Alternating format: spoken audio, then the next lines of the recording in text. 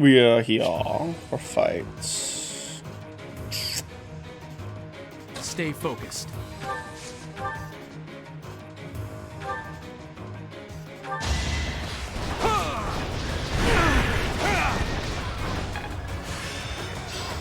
It seems I've exhausted. Ooh! Ah, I have vantage. I will prevail.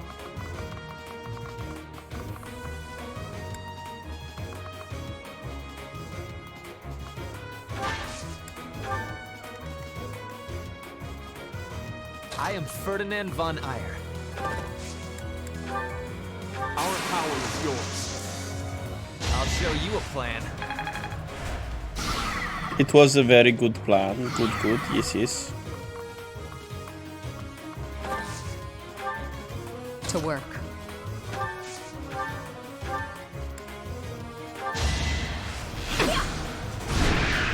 Suck. Boring. Yeah.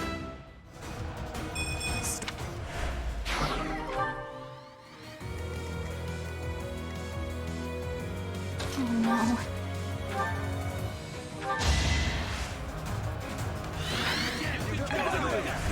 Oh, thank you.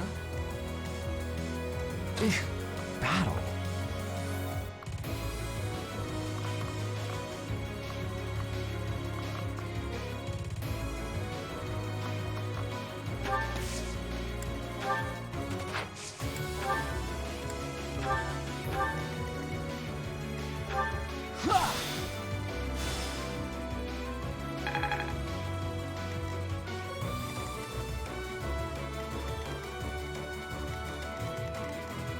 That's my cue.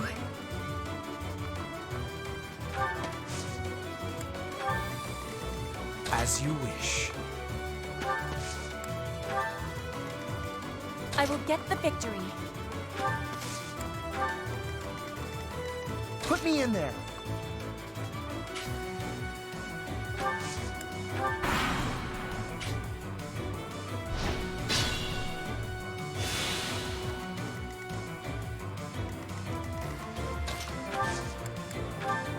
Now's our chance.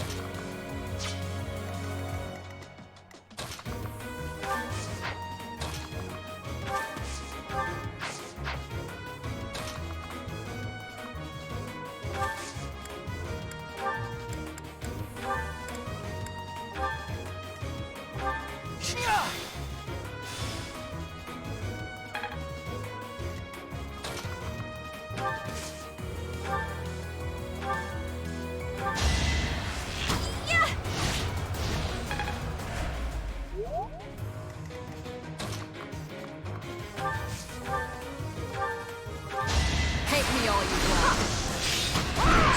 Stabby. Sleep in the dirt. I love that.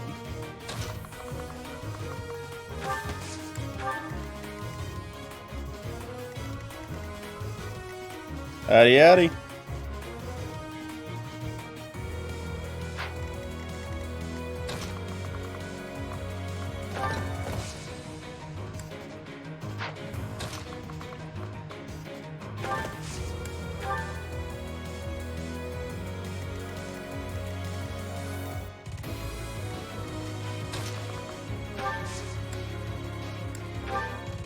Sweet of you.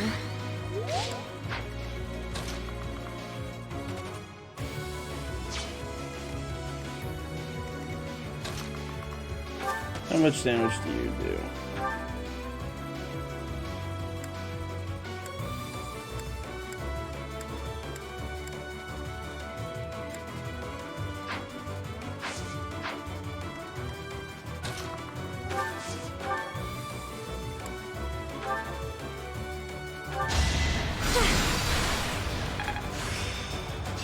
Hey, Hey! Hey!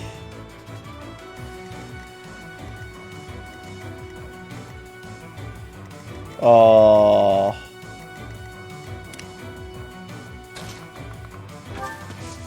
I won't kill, right? Damn.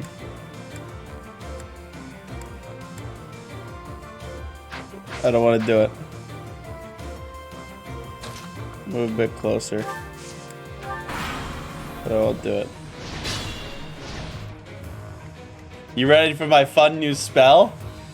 Oh, by the way, Weeb. I'm very sorry.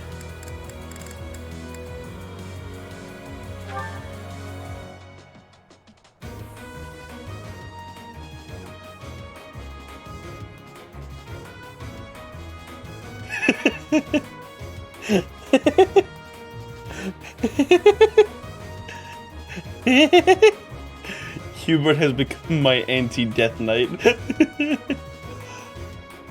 It's not quite the same. It's not death spikes. This is dark spikes. Slightly different.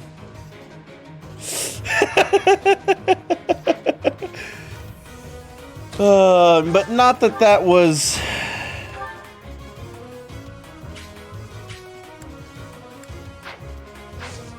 All right, here. Let me back up a little bit. How do you like my artillery strike?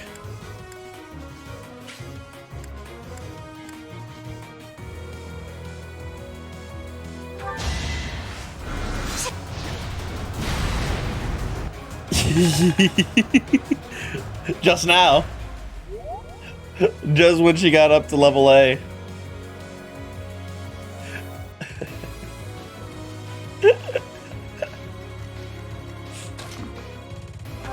Dorothea, terrifying. She now has long-range meteor fucking strike.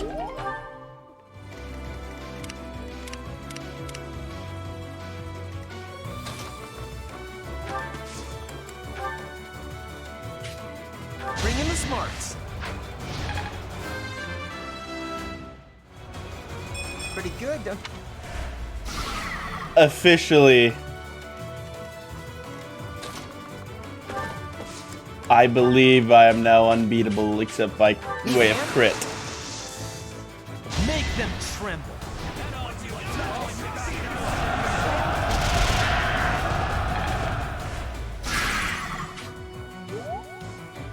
Death spikes. Or dark spikes. He shall find a way. I'm sorry, Weeb. But I think you are mistaken.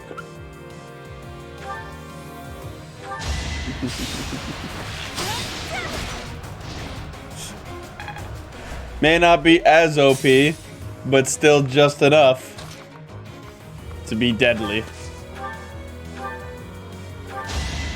A rogue crit says otherwise. Silence. We'll have to see, won't we? Why do I feel like you're distinctly against me, Weeb?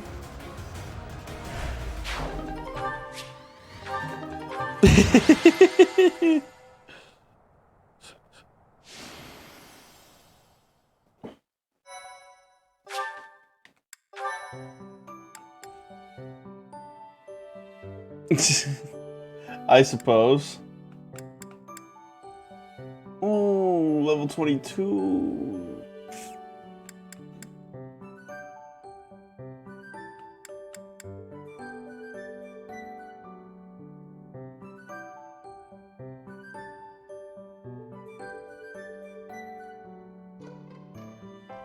Right.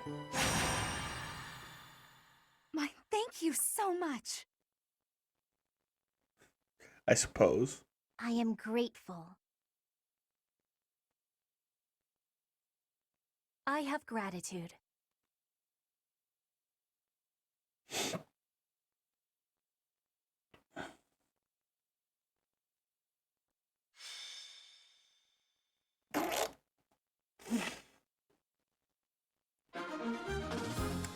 Alright, how's everything in my inventory looking?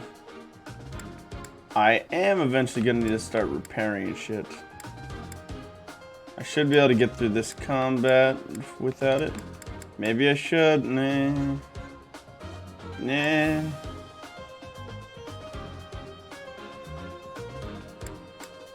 They have backups if nothing else.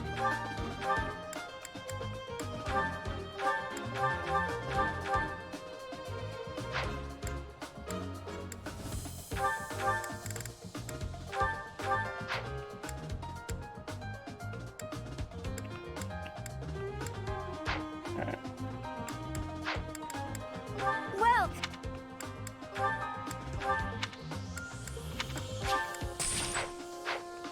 come back.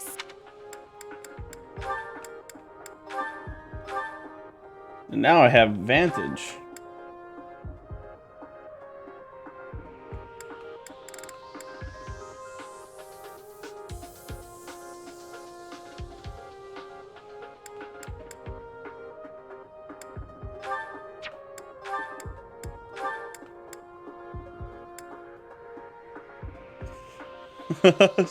Why are you stealing feet? What have I done? Hey, Shadow. I have Vantage now. I really need to get myself off of these fucking classes. I need something else, but I need more axe. I need more axe training in order to do that.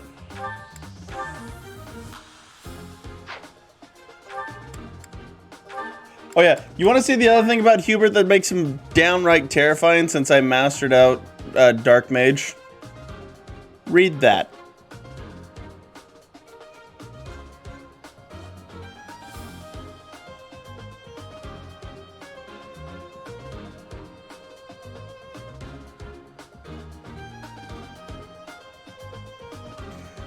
If unit initiates combat and lands a hit, targeted foe loses up to 20% of max HP after combat.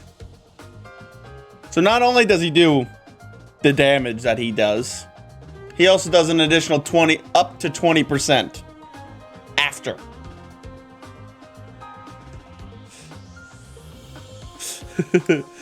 Hubert is terrifying, which is why I wanted to make him a dark mage and now a dark bishop. Oh, I love this house.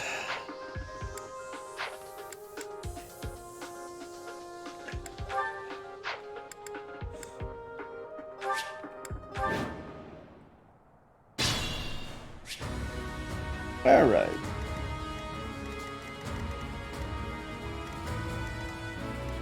Oh no.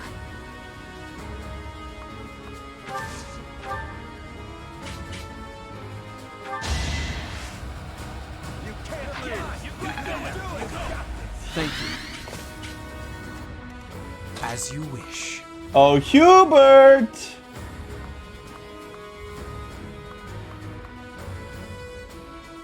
How damaging do you think this will be for him?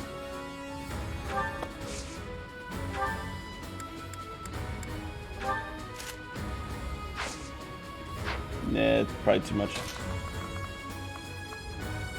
Actually, you know what? I want to do this just to see. I'm going to undo it.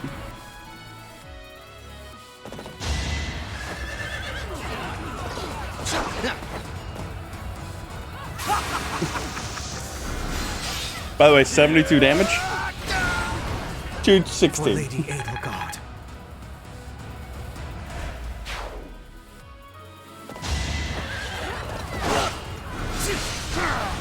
Hardly worth my time. Death spikes, baby. It's because they're mounted. So it does double damage against them. You could have at least tried. Now the problem in lies, he's now out of that. And it didn't switch him to a spell, it switched him to a fucking melee weapon.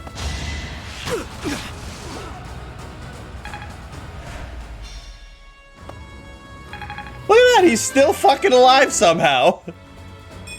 Any experience. How are you alive? How is he alive? But you know, You're correct. It is time to cast fuck you and your shit. Where are you, That's my Dorothea? cue.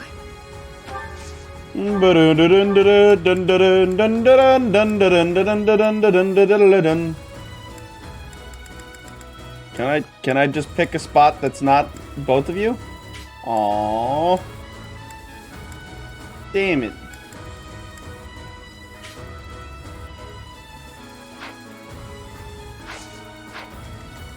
Oh, these two. Yeah. Yeah. Yeah. Meteor.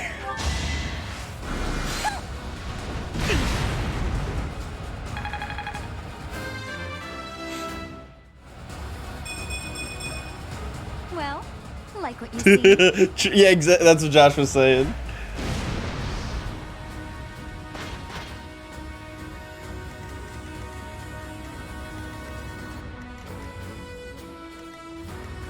Hubert, I have no idea how you're alive. You really shouldn't be, I'll be honest.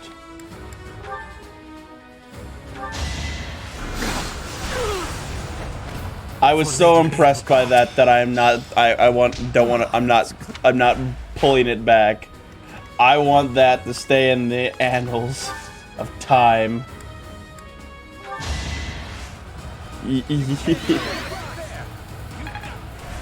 Much needed. Alright, let's keep this fucker alive Stay now. focused. Howdy, Fox. Nice to meet you, nice to beat you. That is that. I will prevail.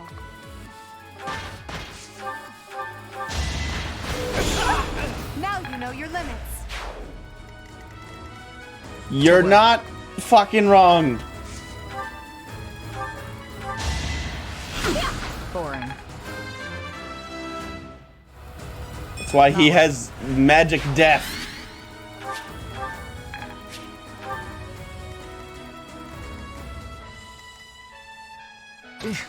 Battle.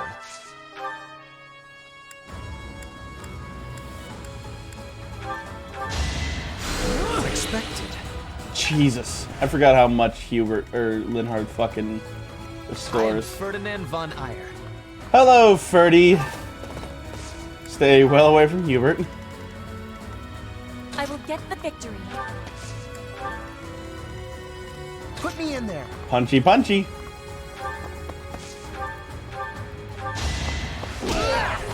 Yeah, it worked.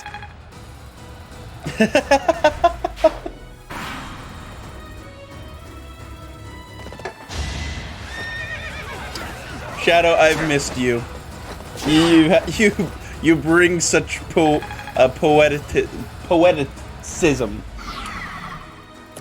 That wording caused a vile taste in my mouth because I can't talk. But you get what I mean. Not an option. You take the things and you make them poetic as shit. One step at a time. You know, I'm probably gonna have to put my face back down the bottom left, aren't I? No, because then you can't. Where do I put my face in this game? I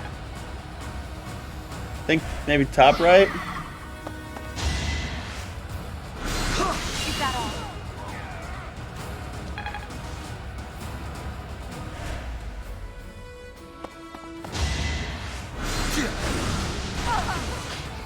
Probably better. That way I actually look like I'm looking at the game when I look at the screen. Like, hey, look at that, guys. They're dying.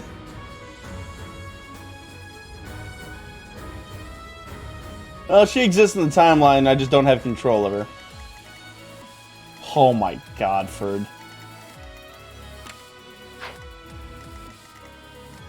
Petra, beat him up. She's a 41% crit chance with a normal steel sword? Petra, you're terrifying.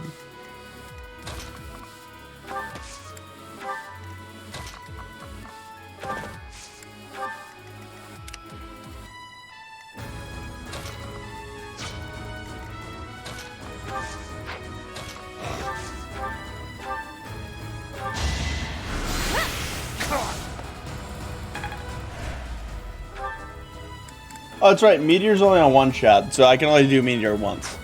I can only hurl flaming balls of death once, weeb. Okay? God. Think as if I could do it all the time.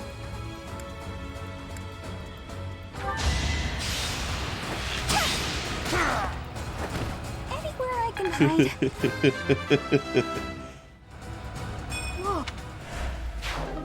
Ooh, Miracle Beam. Taking aim. Jesus, Shamir. Another one down.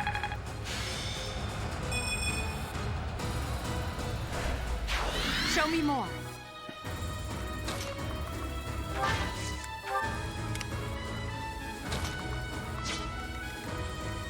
Aha! Send me closer into battle.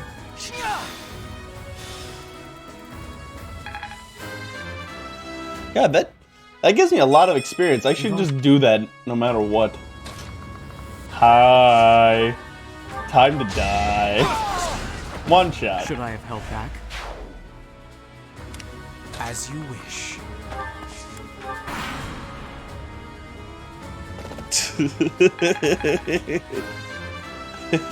What? It's true. I can only do it once, just like I can only kill Death 3 times with Hubert. Oh.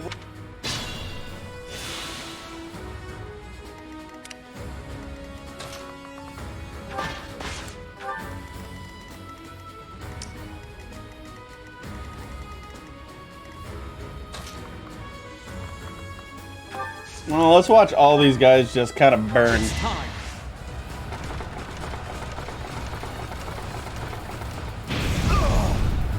That is that. Poggers. Such power dwell. God, one of them just got fucking incinerated.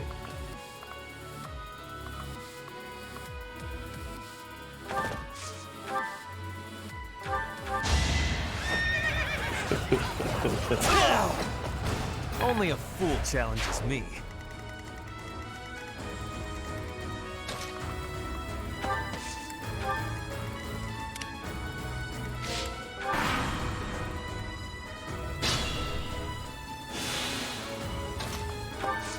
Stabby, stabby. As expected.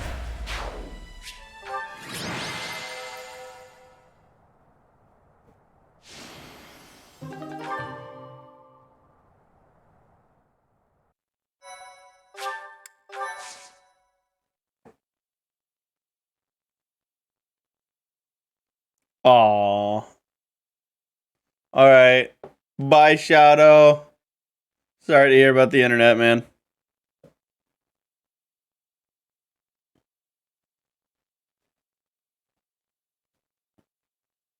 Sin. Jesus, weep. I'm weeping.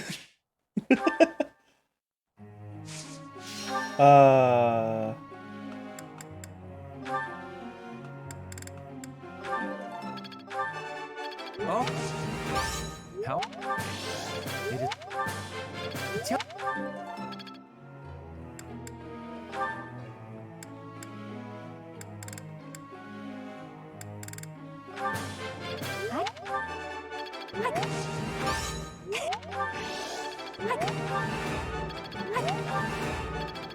Damn, Bernie?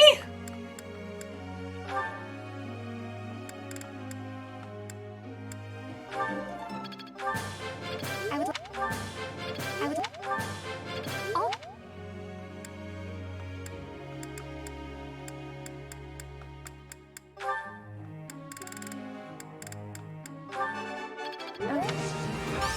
What? Yeah.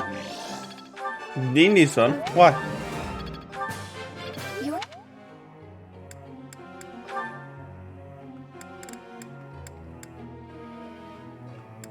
What do you ask?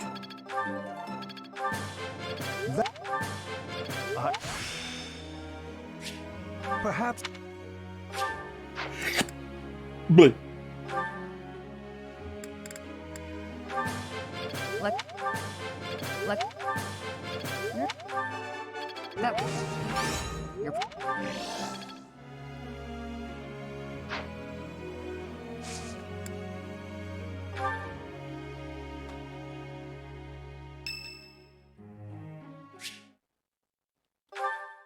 Uh-oh. Manuela would like to speak. Professor, a pleasure to see you. I've never been very good at praying. I was here to confess my foolishness. While I'm at it, Gotcha. may I confess something to you too? What? It's very much a game of being able to relax and do something out of your comfort.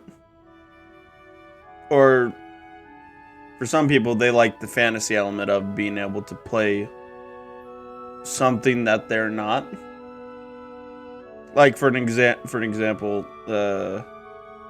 playing a chaotic evil bastard of a child who just likes to pickpocket people because it's fun, or playing the goody two shoes paladin who's just trying to live his life and repent for a crime of his past, always feeling that he's never going to do enough. D&D is exactly what you make of it, and the amount you get out of it is the exact same as the amount of effort you and the people you play with put into it. Unfortunately, some people can ruin it. That's just a given in most things, though. But if you can get a good group of friends or people, it can be. I don't want to sound dramatic, but it can be life-changing, like, quite literally. You can have fun and do things that you never thought you were ever able to do. I mean, take, for example, the Sunday game, where I'm playing Saul. Saul is an interesting character, but it's more of the fact that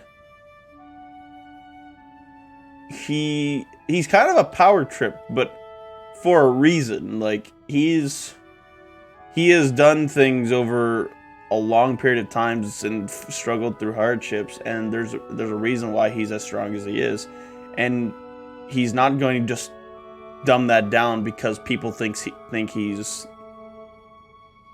narcissistic. Like, he sees no point in that. He understands that he has the strength to do things that most people don't, and is willing to put himself in the line of battle just to do what he thinks is right, even if other people think he's wrong. Because at the end of the day, even if he is wrong, he can learn, and that's just another day for him. But because he's been around for so long and he pays attention to all the little details, he's very rarely wrong. Sometimes he can misconstrue the details, but other than that. But that's just Saul. Saul is an exaggerated end of. I'm an exaggerated character drawn out because I wanted to have fun with a group of friends. A more serious character probably would have been Wander or Cross, which Cross you never really got to see much of because we had been done with that campaign before I'd started streaming D&D. But he was a druid who basically lost everything he had ever known because he kind of got skipped forward through time, and everything that he had thought he knew about the world and the people that he remembered were all generations dead and gone. And he was back as if no time had passed whatsoever for him. So trying to cope with that, he started to not try to open up to people because he realized that if he goes through the Feywild, which is what caused him to lose all that displaced time in the first place, that everyone that he tries to make an attachment to now could be dead and gone. Okay.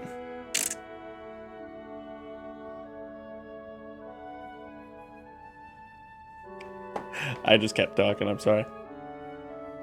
Let's see.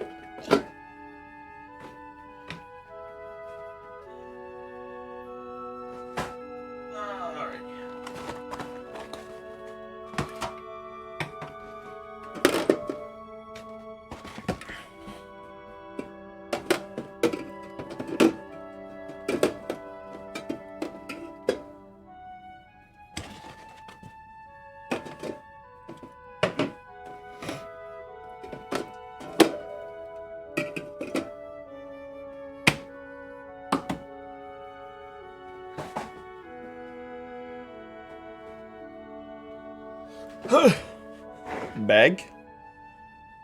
It's not a bag. It's a case of RC.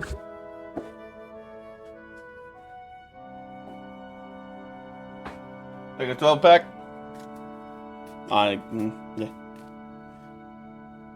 Yeah, it's a box. Alright. Where was I? Right. He didn't make connections with people because he was afraid that he would basically be torn apart by emotions again if he connected with people and they died on him while he was gone on a mission. So he tried his best just to be as practical and logical with people as much as he could. And the only thing he ever really connected with were things that usually stood test of time. Like, for example, a boat, like a ship.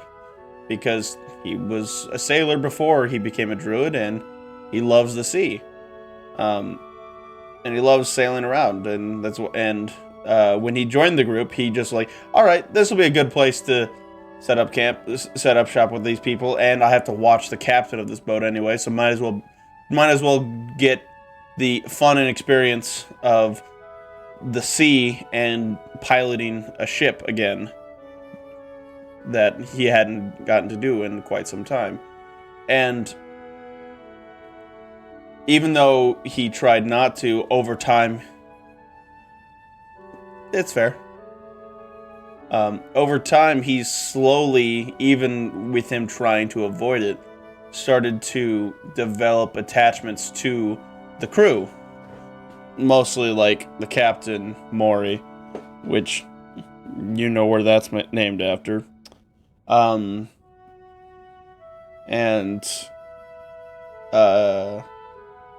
like pretty much all of them.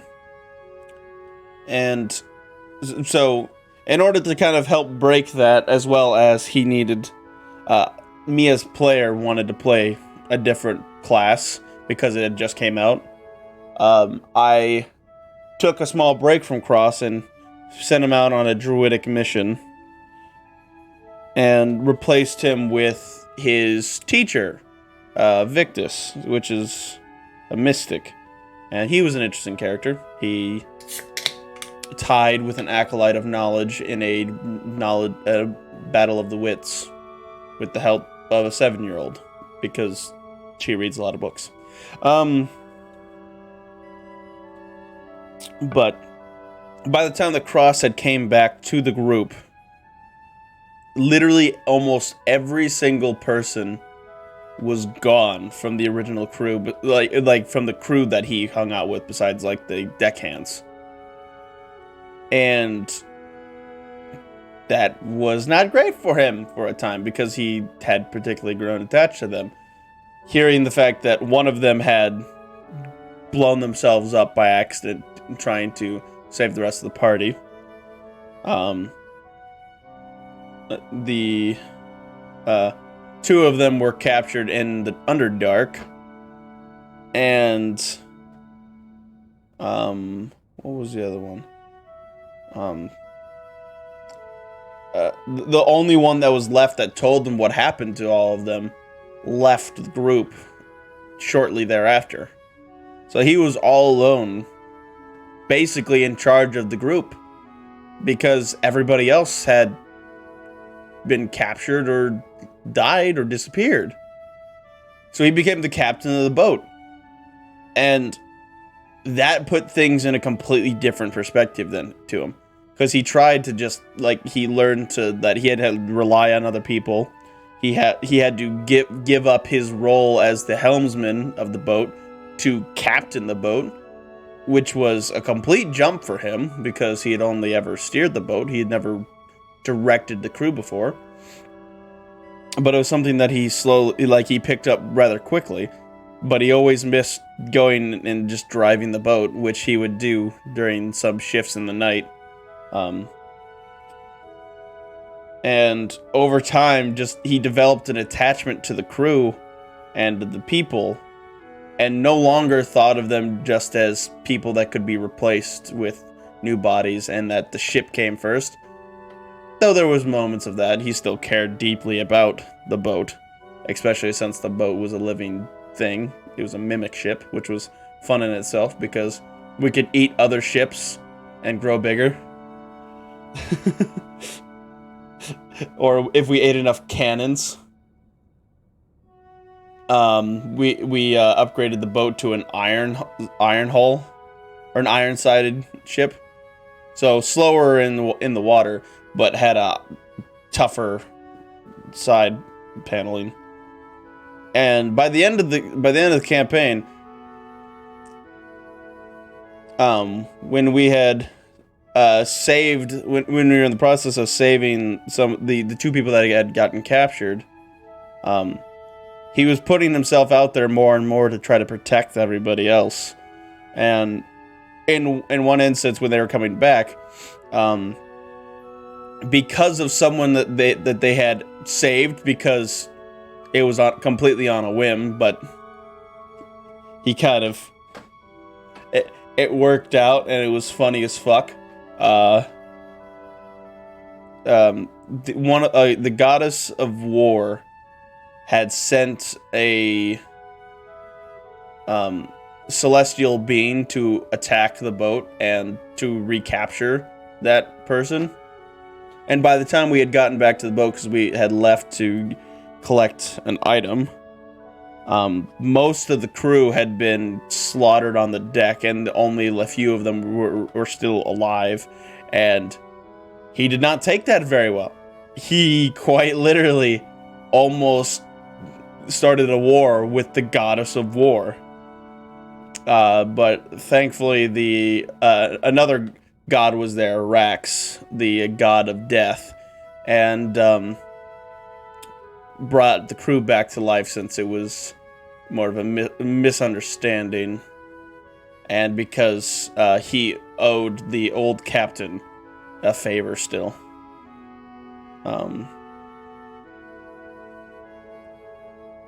But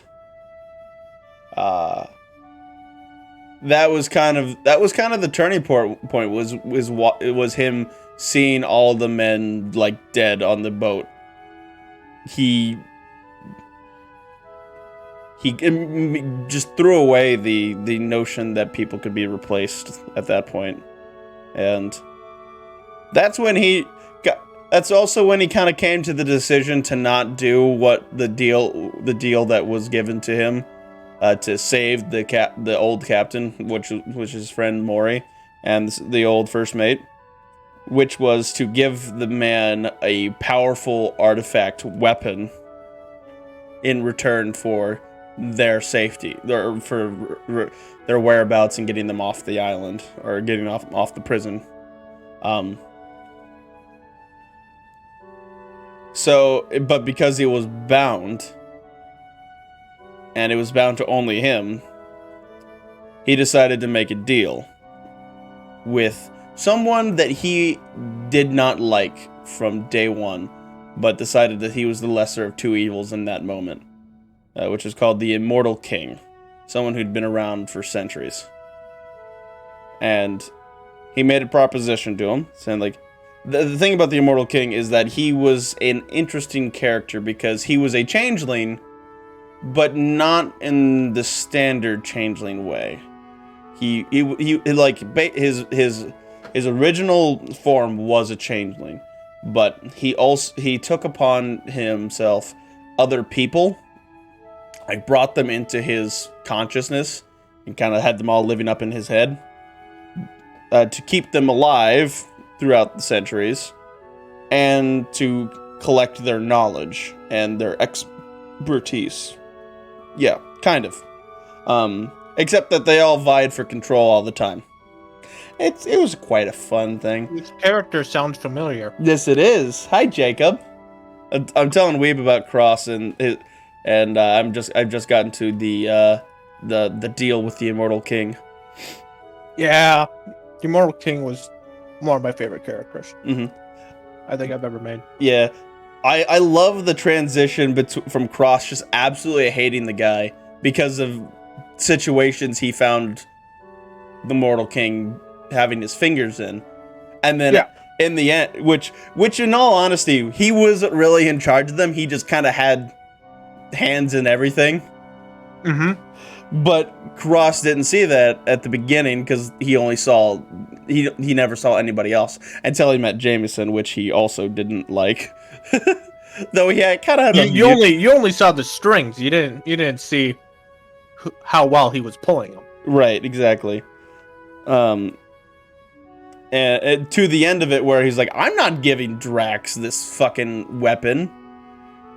I'm going to make a deal with the lesser of two evils, and I'll give him expertise and my knowledge in return for keeping this weapon away from Drax," which almost cost him his mind and soul. It definitely cost him his body. So technically, Cross is dead in the world, but he's a part of the Immortal King. His body is very much dead as shit. Because it would have basically disintegrated. Except for the middle finger that, which one? It's not Zanafia, right? It's the other one. No, it's not even Tulio. Or is Miguel? Tulio. Tulio. I think. Yeah, because Miguel was Irby. So he is now one with Legion, in a sort. And the other fun thing is that Tulio and Miguel's father is also part of that, and now they call him Fish Dad. Because not only do they have Fish Dad from their boat, they have Dad inside the Immortal King. But maybe one day Cross will get his body back and not be in cursed armor. I completely forgot to say anything about the cursed armor. That was funny, because you were like, "Hey, I made you something specifically for a druid." I'm like, Pog, I'll put it on. He's like, Did you not even want to check to see if it was... Well, it's cursed, so, roots are growing into your body now from the armor, and you cannot take it off. That's fucking great. Yeah, because I was like, alright, I'll put it on. I was like, this guy was like, he was giving you clear warnings, like, the last guy died. And cool armor.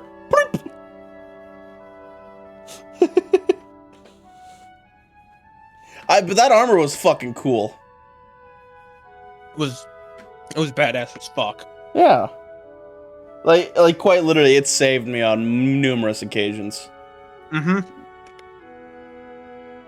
I was like, in all honesty, unless I get one shot, this is all wins. I cannot lose in this situation. I get higher armor. Because you were trying to play like a fighter. Right. I was trying to play a frontline druid, and that just didn't like to work out. And it wasn't obvious, and it got to a point where it wasn't working. So I decided to make something that had drawbacks, but was strong enough where it would balance itself out. Right. And it did. It I allowed me. think that was It allowed me to I fight think that was- against the celestial being pretty evenly. Yeah. I basically pulled the It guts. was. I kind of did. You're right. It was.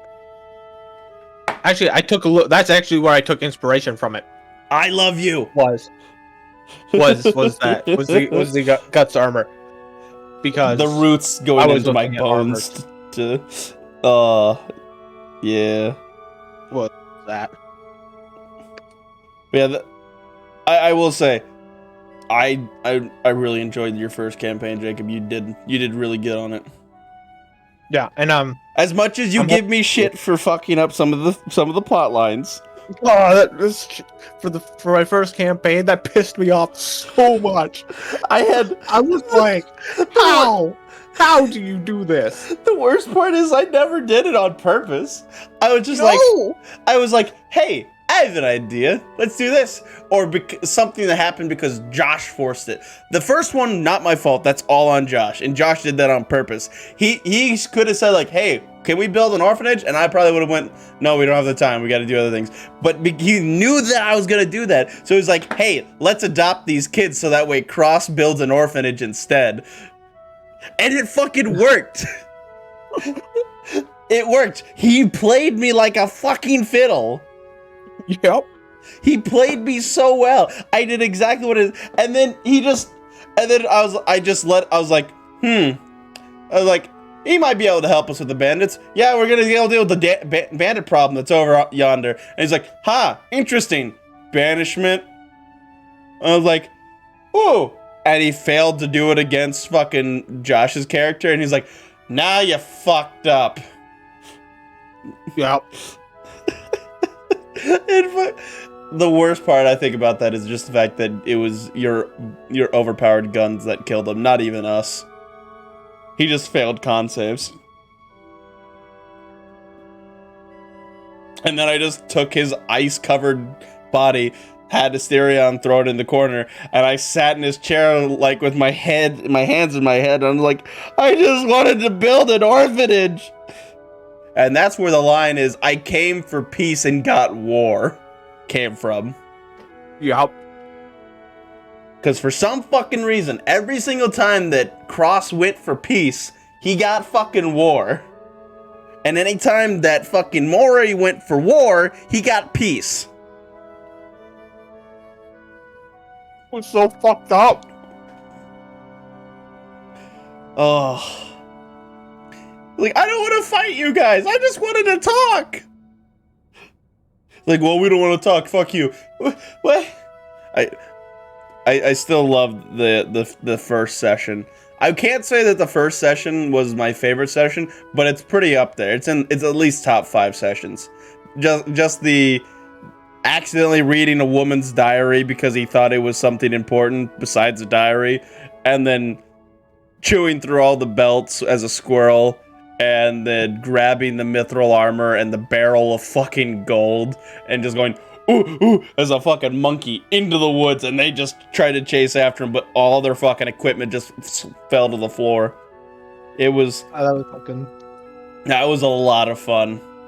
That was fucking gold. Quite literally. Mm-hmm. And I'm glad you let me do that, because I think it kind of showed the newbies what they can do as long as they just put a little bit of thought into it. And not just doing like, I run up and I burn the place sort of thing. Yeah. You can think outside the box to not kill them and still get what you want. Because not only did I get information, I slowed them down, which was our goal. They didn't want us to kill them, they just wanted them to slow them down. And we got loot from them. It could not have gone better. Although I feel kind of bad still looking back on it, because I believe Jordan wanted to do something, but it would have ruined my the squirrel plan. So I think it got shot down, or it was a backup plan in case plan squirrel failed. I don't know. I don't even. I just remember the squirrel thing. I think she was wanting to go up to them and talk to them. or something. I'm not quite sure how it was. Yeah, she would have gotten shot. Yeah, probably.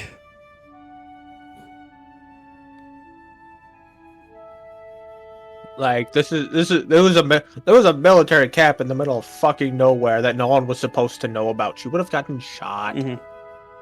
I think my top session would have to be the Immortal King one. For me personally, I don't know if it's probably not the same for everybody else. I think if I had to guess for Dustin, it's when he blew up Al-Anon. Yeah, it won't let me live that down. For Irby, I think. Oh, I don't know what a good one would have been for Irby.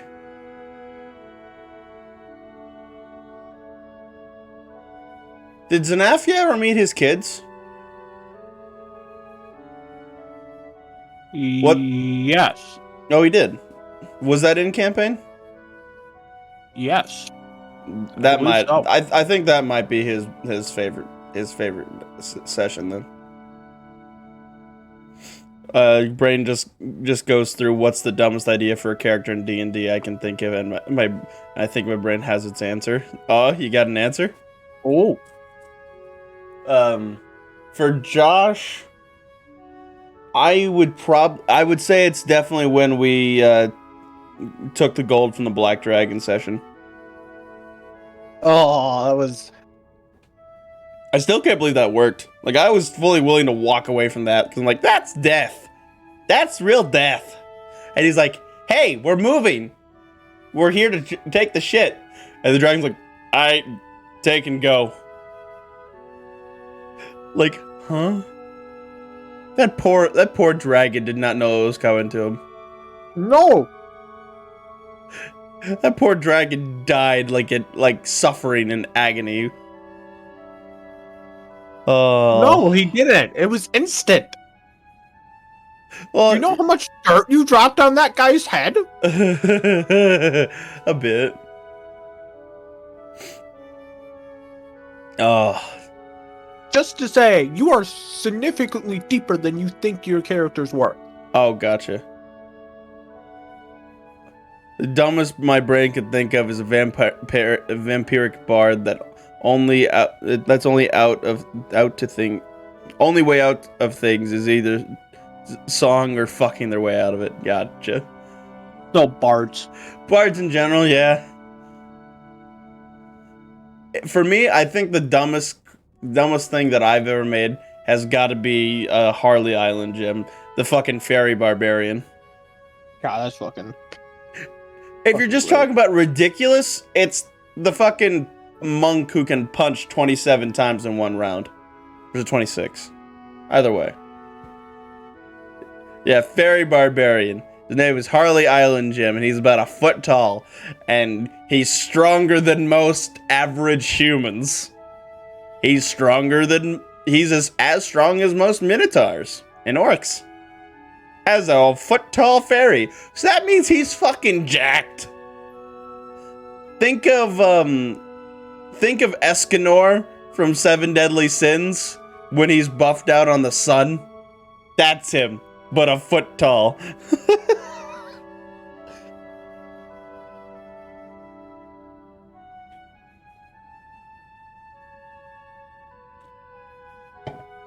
What was your favorite session?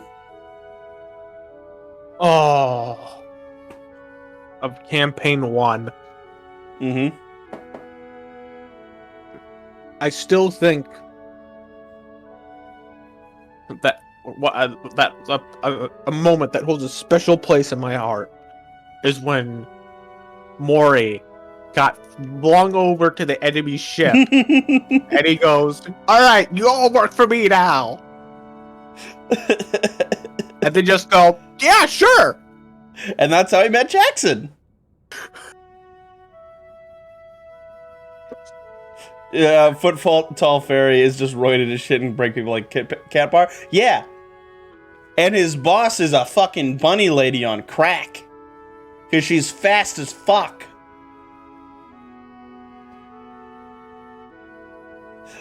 That's mine and Josh's characters that we've made. He made the crack bunny. I made the roid rage fairy.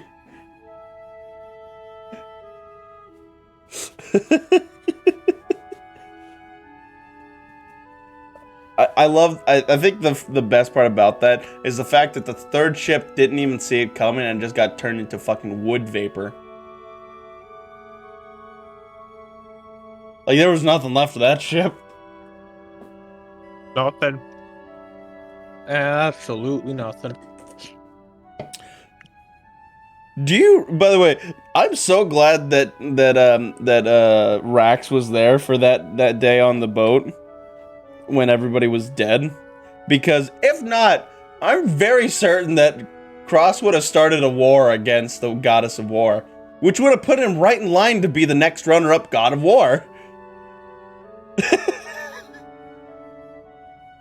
You would have died instantly. Oh, I know. But I think my candor would have brought me back. Like, you had balls to try to fight me. Alright, I like you. No, I know. Of course of course I'd get sidetracked into talking about D&D. I fucking love D&D. You asked me how I thought of it. I gave you my answer.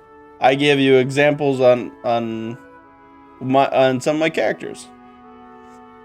Kill God, So become God, or fuck God, become God. Whoa.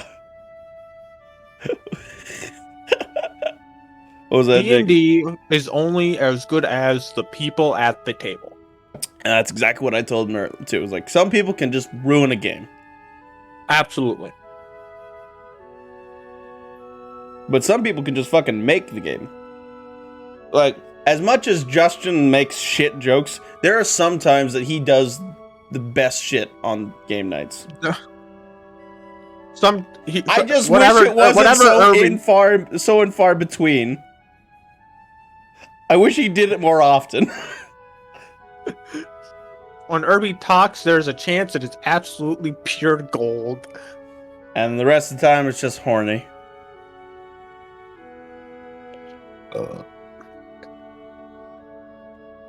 When it comes to me, I pride myself on being very good with storytelling aspects.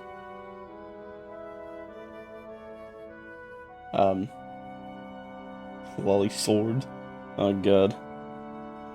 So in this And game, Josh is a little bit of everything. He can be maniacal, he can be calculating, he can be dumb, he can be incredibly smart, and then he can just be fucking the jack wild. of all trades. Yeah, he's quite literally, he could be everything or nothing.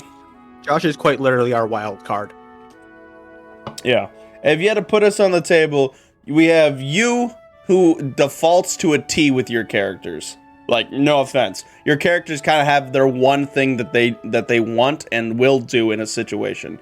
Unless somebody gives them a very good reason to not do that, they're going to do that. Because it's just how I am. It's like, exactly. Like, I'm gonna do whatever the fuck I want. You're not gonna stop me. Unless you got a fucking point. Yeah. For me, it's very much, I like coming up with creative ideas, but usually they're very straightforward creative ideas. Like biting 3/4 through the belts of the Navy. And what was some of the that was it. But and then you have Josh, who can do everything from, I would like to rig explosives through the entire fucking building after stealing them for all that they have. And then you have, I blow up my own damn arm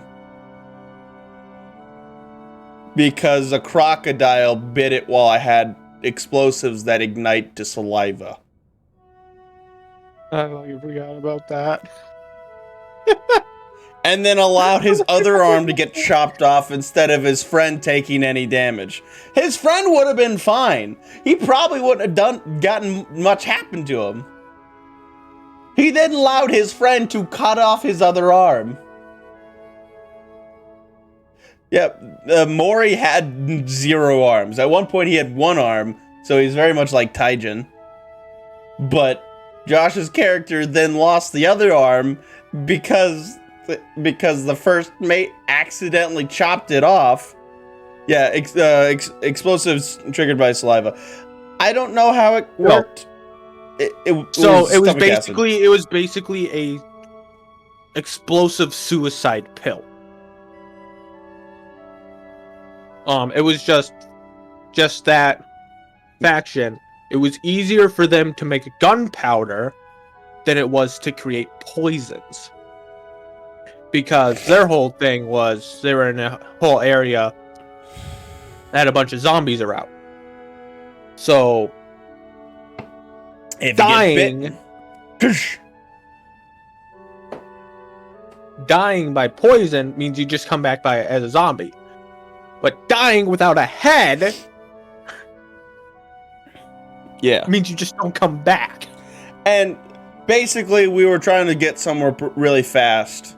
So Mori had all of us inside the gourd, and he kind of went through an alligator-infested swampland, got his fucking leg bit, managed to avoid it a little bit, dashed a little bit further, tried to start popping us out, got his other hand bit while he was grabbing the explosive pills, and then blew up the alligator and also most of his arm, in which my character at the time, Faust, had to surgically remove it. And let me tell you, Faust is not good at surgery. His thing of healing is healing spell. Cutting off the rest of an arm so that way it doesn't get infected. Not his area of expertise. So it hurt like a bitch. Okay.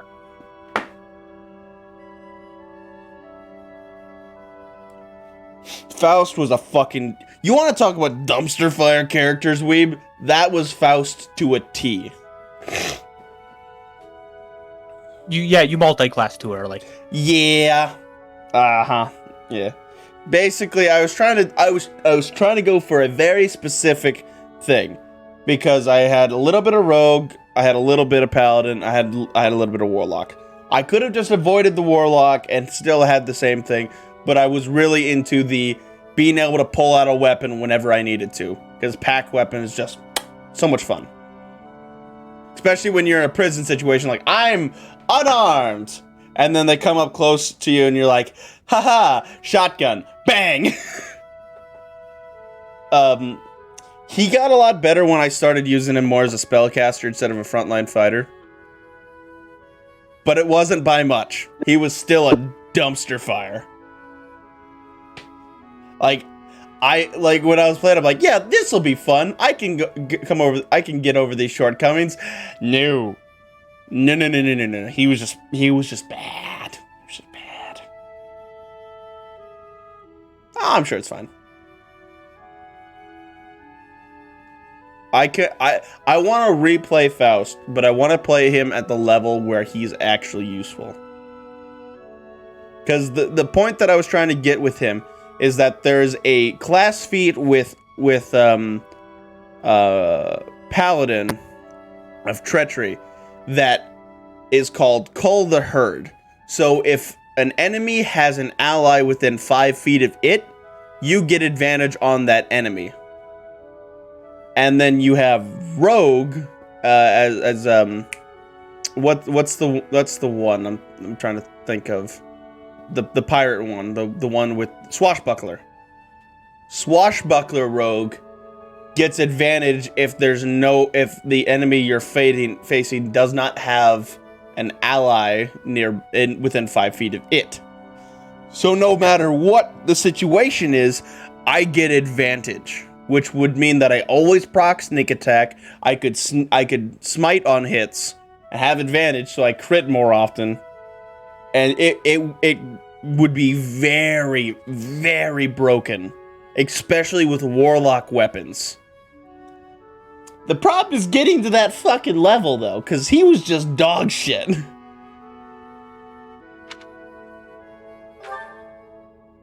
I realize what a burden I've been. On you, I mean. After every breakup, I neglect my work, and I know how that affects you.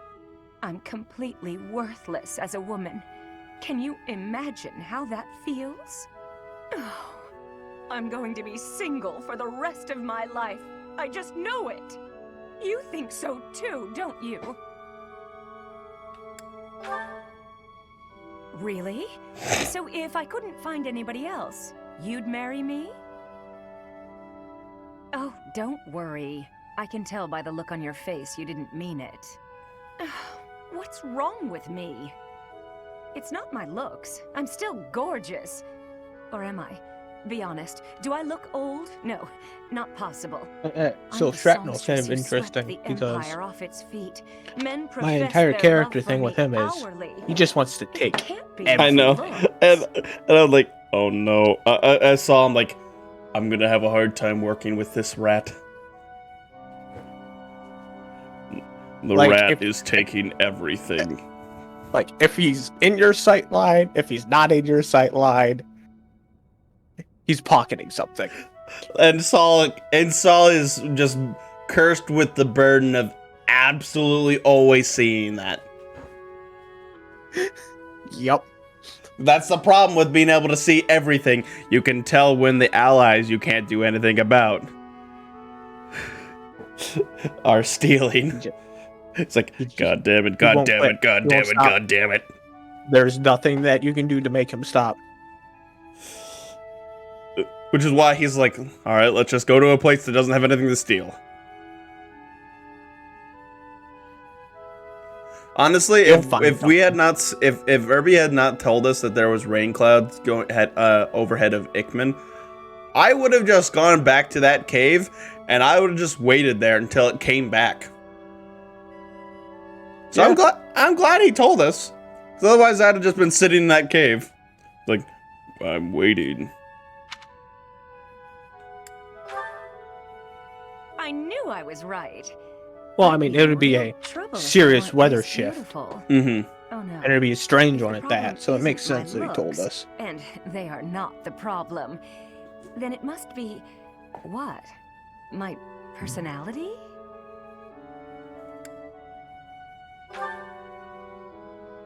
A girl can tell a lie when she hears one.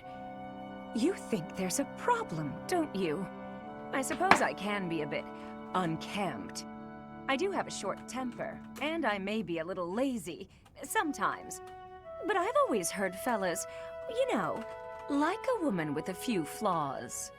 Seems to me there are plenty of flawed girls who have landed themselves a good man. So maybe... Men are chill with my trouble girls is with a I'm few not flaws, but they're not imperfect chill with a crazy enough. bitch. Do you think I could use a few more flaws? What? No. No. No, no, no, no. Are you saying I'm perfect as I am? Come now, you'll make me blush. Ugh. Manuel, not the time. What is this one? Ahem. Ladies and Aha! gentlemen, my sincerest apologies for the wait. Thank you for gathering here on the eve Hey, look, of it's the you, Jacob. highly anticipated ball to bear witness to You the know, Academy if he had a Wide beard, Dance he's actually gonna be Competition. spot on. Welcome to the White I would totally wear that armor. The competition will be judged by me, your humble servant, Alois Ranga. You are anything And but also humble, the Eloise. acclaimed former songstress of the Mittelfrank Opera Company, Patrick, you know me so well. Manuela Casagrande. Yes, yes, thank you. Oh, and it should go without saying, but I swear to show no bias Oh. to my own house. Got it? Good. Thank you for the follow, orangutan. Or orangutan. And, that's fair. I went with Bernie my first playthrough. I forget who I went through with my second. I was still in the process of it, I'm pretty sure, so I don't think I've chose yet. Also, I was a woman. I think I was trying to go for Dedu or Dimitri. I don't remember which one.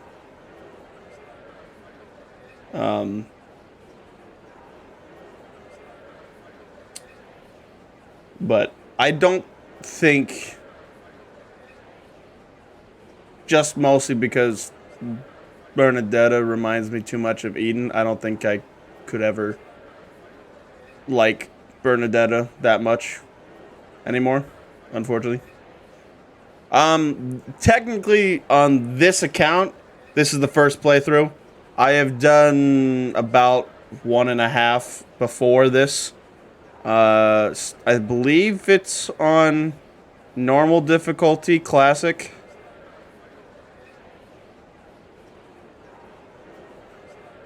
Last but not least, It's been a while since I've looked at the thing. glamorous assassin who does all of her dancing in the dead of night, Shamir Navrand.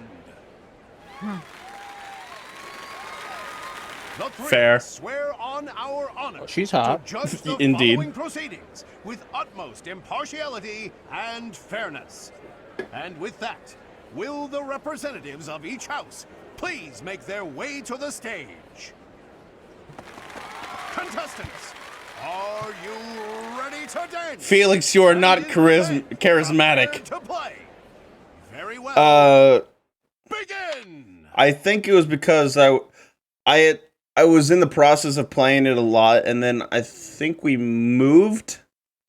And this isn't technically my Switch; it's my roommate's.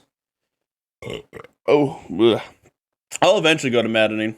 I planned on through each playthrough, New Game Plus, raising the difficulty. I believe So I was borrowing it. I'm borrowing it from him now, but he was playing it a lot more. And then I wasn't streaming it by that point. So I was like, I might as well just start fresh if I'm gonna do a stream. So I deleted all my saves and restarted completely. Dorothy is also nice. She's a little bit too much of a diva for me right now, but that changes later on. Time. That's all, folks. It's not a fucking fight, Aloise. Splendid. All three of you were fantastic. Now, Everything's a let's hear fight. what the judges have to say. Oh my, let's see. You gotta prove you're better. I suppose I have no choice but to vote for the Blue Lion House. What the fuck? Your performance was artistic, beautiful. Did you get your ass kicked? I vote for. Shouldn't be. Especially since they quite literally told me in order to win, the person who wins this on average has a charisma of 13, and Dorothy has double that.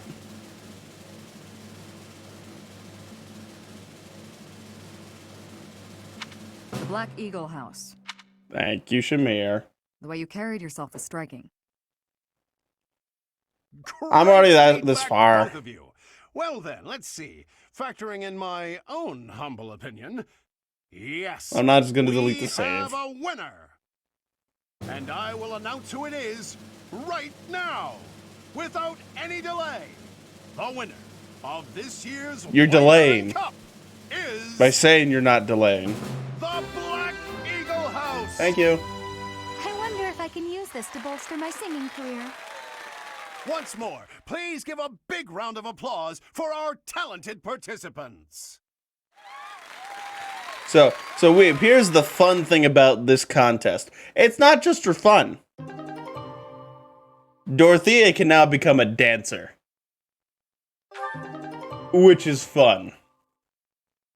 Because not only is she normally good with swords, and gets those abilities, but she can motivate the fellow people in the party Thank you. to being able to take another turn.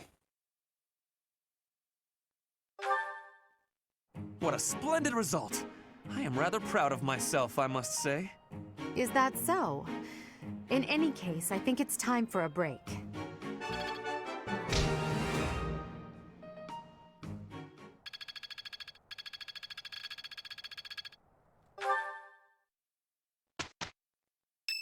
All right. Hey! Yes? Can I help you? Double death spikes, I bet you've hear. come to invite me to your class. What with my stupendous grades and all, I would actually enjoy being in your class. Quite a lot. This was a successful interaction, I must say. Please provide me with all the most challenging assignments. I want to be well equipped for the future. I'm not sorry, Weeb. Oh, God.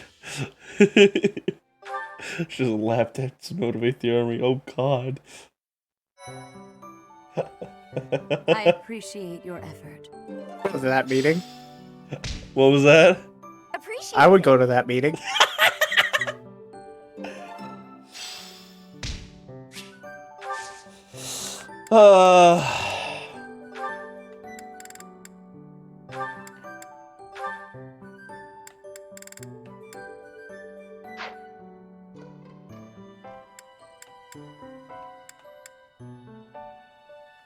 Where's Dancer Under? Oh, is it? It's not.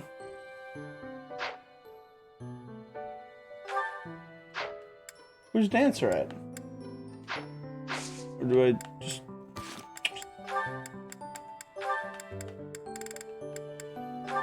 Ah, here we are. Damn! I forgot how powerful Dancer was. Guess I'll have.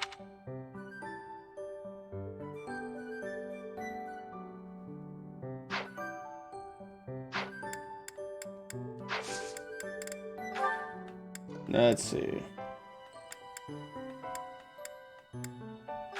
Get Dorothea this one to see if we get level up from it.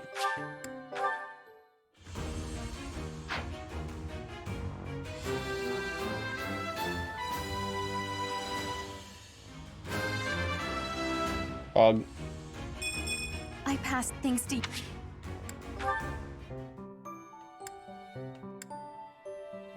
Oof. She is heavily under-leveled.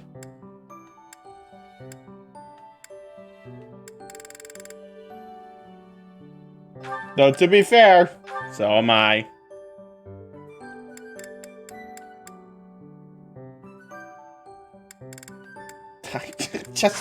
I just want to be good.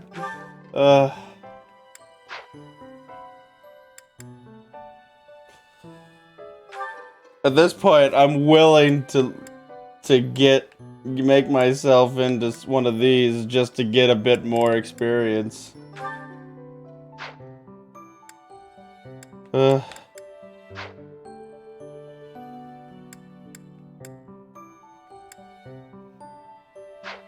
level 30 and I still can't be in advanced class. I am high enough level to be in master class, but I can't. I hate it all. I hate everything. Get good. Shut up. Ah.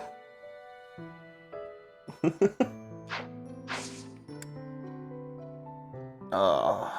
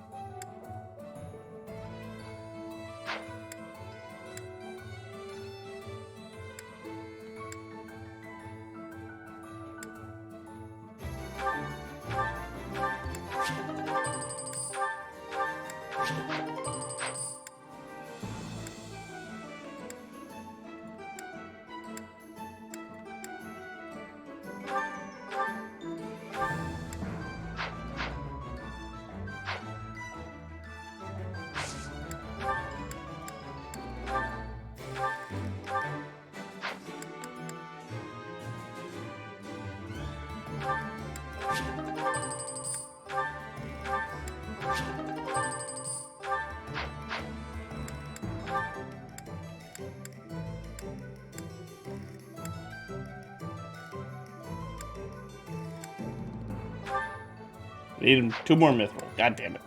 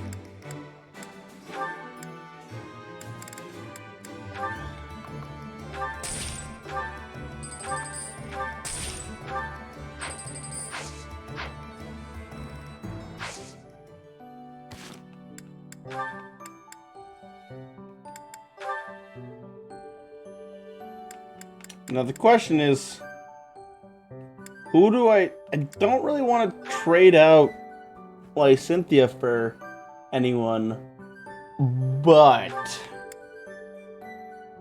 oh, I forgot about that one.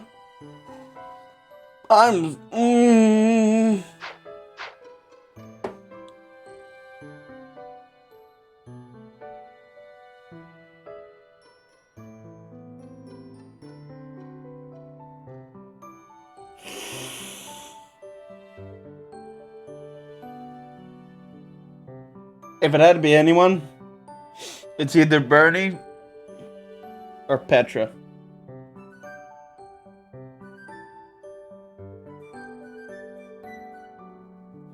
I'll have to think on that.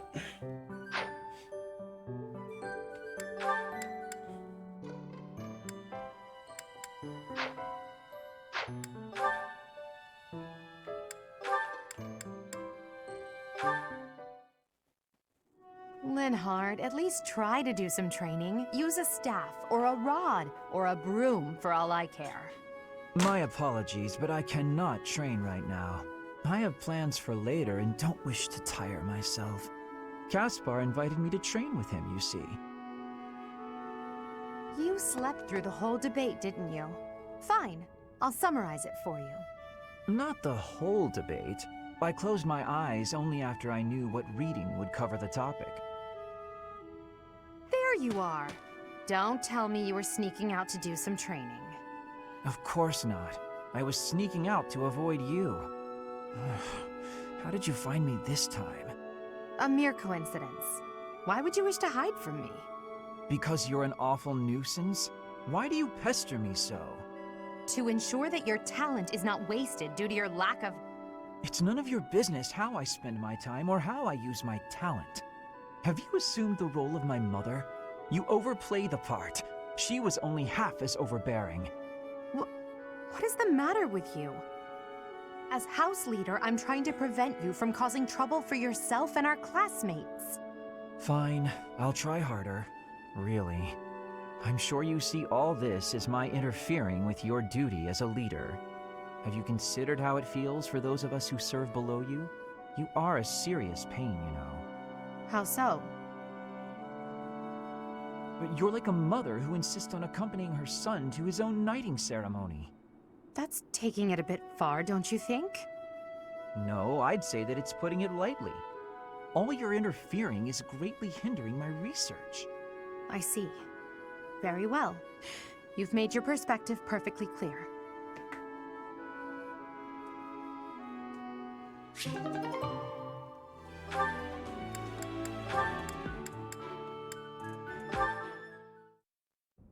Caspar, I've been wondering something. Would you be happier if you were the heir to House Burgleys? Of course. My brother probably wouldn't be too happy about it, though. I've got nothing against him, and I'd hate to cause him trouble, so I guess it wouldn't make me very happy at all. You may not want to hear this, but your brother is not a good man. He's lazy and greedy, and has always relied on the knowledge that he would inherit a title. That's my impression of him, anyway. You don't hold anything back, do you? But to be honest, you're not too far off. He's got good reason for it, though. Our grandfather was really obsessed with his second wife. She has a son who she really wanted to become the heir. In the end, though, my grandfather had to step down sooner than expected, so everything went to my father instead. My brother is still really worried about having his future taken from him. That's the price of taking your own desires into account when choosing an heir. The concept of nobility is decaying, and it's dragging the Empire into the ground with it. Wow, this conversation is really going there. You may be right, but it's not like the world is ever going to change, right? It must. I intend to create a world where the best are free to rise to the top and succeed, regardless of their bloodline.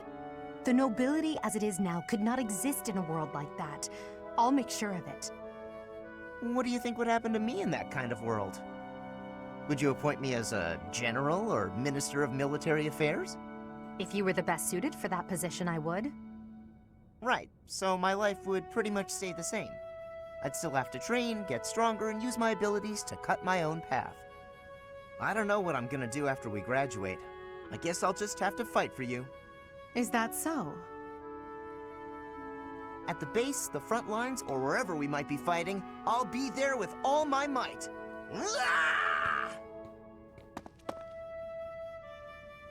I love you. I love you, Cass. You little ball of energy.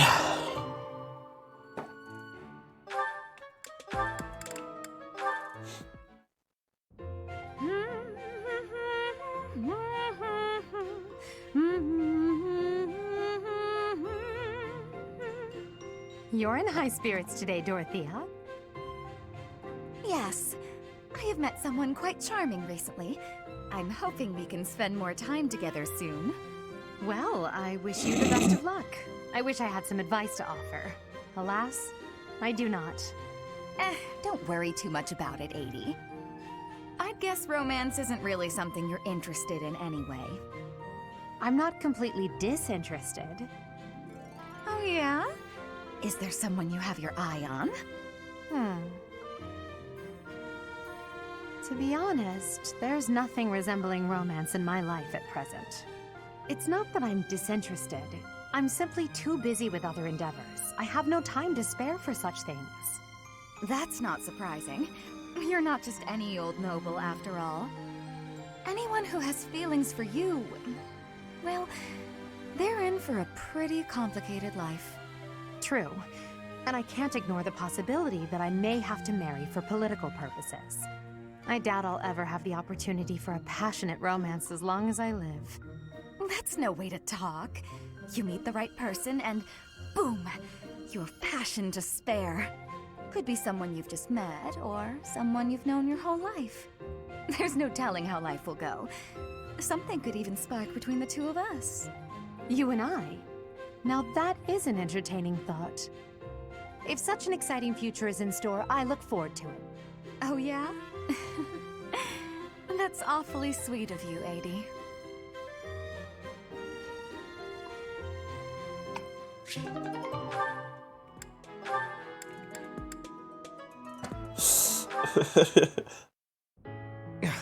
I can't believe it. How can I show my face to Lady Edelgard after this?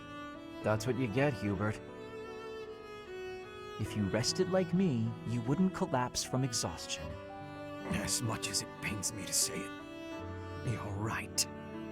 But to be looked after by you, of all people, that might be the worst part of this. I don't know how to feel, to be honest. So for now, let's pretend I thanked you. Oh, come now. Even I wouldn't abandon someone who collapsed. You would have in a heartbeat if anyone else had been around. Ah, yes. Quite accurate, Hubert. Why would I ever bother to be a decent person if there were anyone else I could foist the duty upon? If your situation turned bad, it would have been an absolute hassle. I could never just leave you there. If that were the sort of man you truly were, we could never be friends. But if we weren't friends, I probably would have just left you. Shame you're so reluctant to do any real work. You're actually pretty good at this. Made sure I was comfortable, checked carefully for injuries, even carried me here yourself. If only you'd apply that knowledge of yours so proactively and thoroughly all the time, you'd be a tremendous asset to the Empire. There you go again. I see no problem with staying just the way I am. But think of it this way. In an anthill, 20% of the ants are asleep at any given time. And it's not because they're lazy. Far from it. When the working ants become tired, they go to sleep and the others wake up. That's me. I'm the ant who rests so I can work later when other people are tired. Maybe that's true.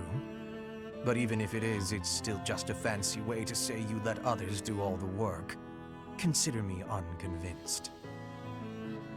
I'll consider you a bother and leave it at that. You and Edelgard work far too hard. I mean it. Take a break now and then. If you both collapsed, I think it'd be too much effort for me to bother with. Get some rest, Hubert.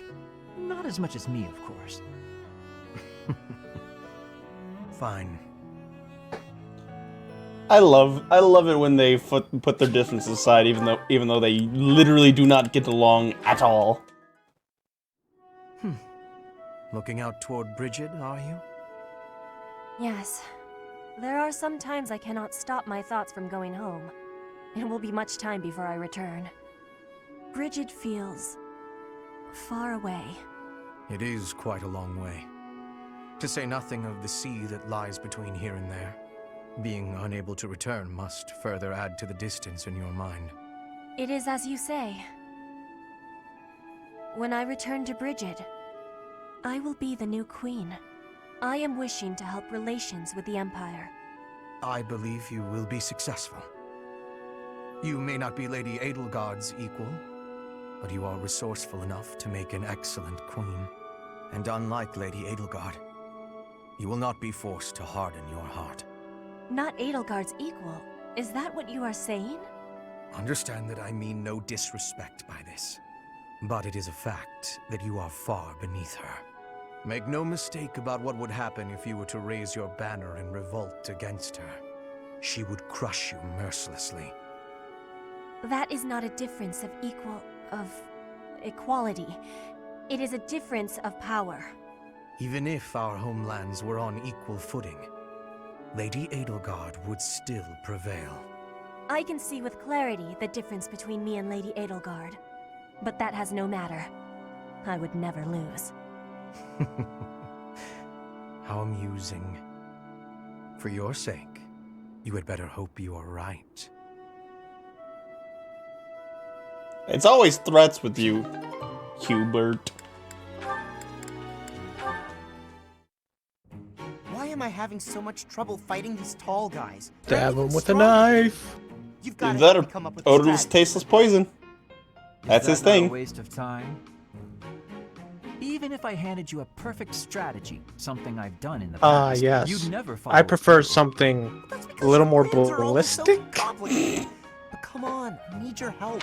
I mean, he does have magic.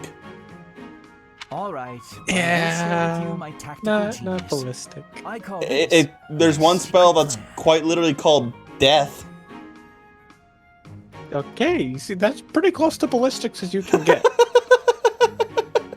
You already have a plan? You really are ready for anything. So, what is it? Land the first hit. Then keep hitting them hard and fast as you can until they stop hitting you back. So, you're basically telling me to just fight? Dodge their attacks, keep up the assault, then go for the knees. Done. The secret is the knees? Being tall means short people are closer to your knees. Exploit the enemy's weakness, Caspar. Makes sense. That doesn't sound like my style, though. I don't really want to exploit a weakness. Then go ahead and continue losing. Or you can listen to the rest of my plan. There's more? Fine. Tell me the rest. Your defense is careless. The last bit of my secret is that you need to train in that area. I won't argue with training. Let's go. No, I don't think we should... Come on! You've even got that height advantage you're always going on about. You're the perfect training partner for me. Quit stalling and let's go. Fine, I'll train with you, but only for a bit. All right, Linhardt. Come at me again. Gaspar, please. I need water. I need water. I'm gotta go get some. Bye. Hey, get back here. I love it. Oh, did it skip? No, I didn't want to. I hope I didn't skip it by accident. I don't think I did.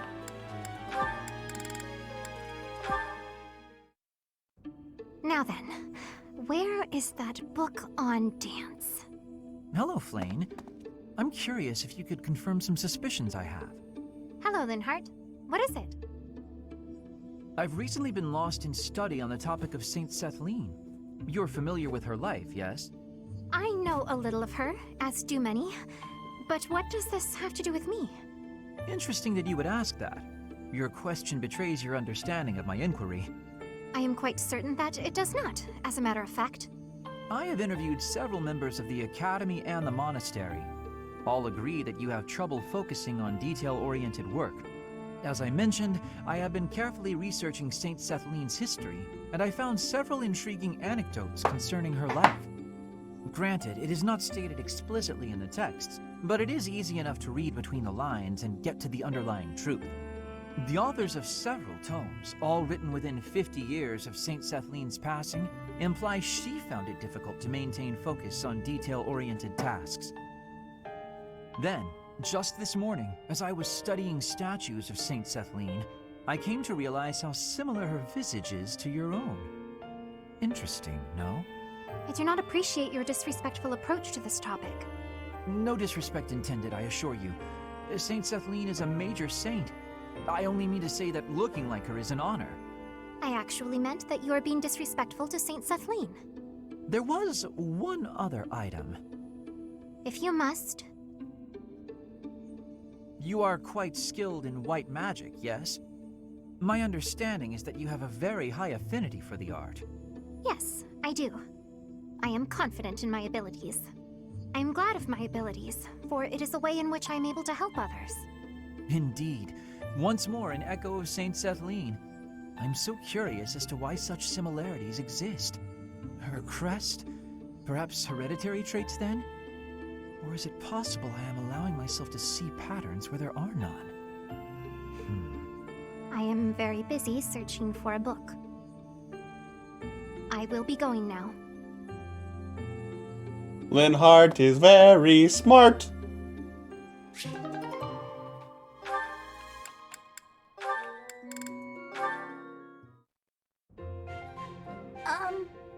Hi. Well, well, if it isn't Bernadetta, what brings you here? Am I bothering you? I'm sorry, I didn't mean to. I'll come back another time. Well, don't leave yet, you just got here. Was there something you wanted to talk about? Yes. Do you remember that time in town? In town? Oh, you mean when all those thieves showed up? Whew, that was rough. I heard a bunch of people got robbed. No, not that. I mean the time I was carried off. Some thieves tried to carry you off? Horrible. Absolutely horrible. Just tell me which way they went. I'm gonna... That's not what I mean. Oh, just forget it. Wait, don't go. What are you trying to ask me? Will you really listen this time? Of course. Sorry. You have my full attention. Do you remember when you carried me to that spot with a really pretty view? Where is that place? I've been looking all over. The place I took you with the view. Oh, right. Okay, first you go out of the monastery, and actually it's kind of tricky to explain. Come on, I'll just take you there again, but pay attention this time. Huh? Wait, what are you? No, not again! Stop! Put me